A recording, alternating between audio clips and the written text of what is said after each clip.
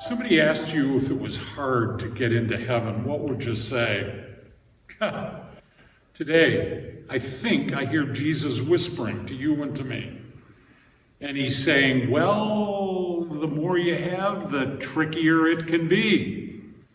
But I can make it happen for you.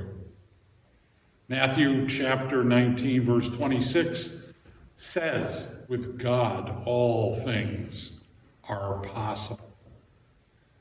And that's true, isn't it?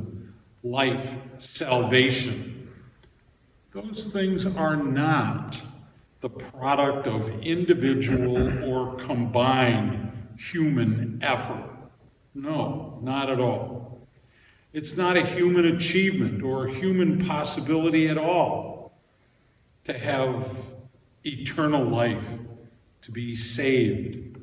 No, it's always, and in every case, a pure gift that comes from above. This past weekend, I went to the funeral of a man that I've known for many years who always had such a positive attitude and was so clear about what God was calling him to be and to do. When I knew him, he worked in a nursing home. And so, as I look back on it, it sort of makes me laugh now. When I look back on it, every conversation I had with my friend Gene, we weren't standing next to each other. I was behind him, and he was in front. Why would we have conversations like that? Because I couldn't keep up with him, that's why. I did the best I could, but you should have seen him move up and down that hallway. He worked there, and he knew that his calling was to be a faithful servant. He put the residents of that place before anybody else. He always had time for them. And the maintenance type work, the carpentry type work that he did was highly, highly skilled.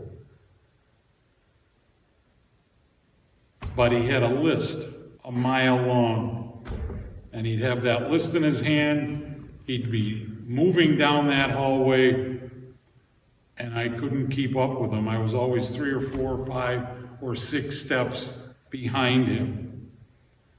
But whenever I think of Gene, I think of that Bible verse. With God, all things are possible. That's what a positive attitude looks like. That's what a faithful steward lives like. Today, I thank God for him. In fact, I thank God for all of you. Honestly, God bless you as you live out what Grace to Go looks like.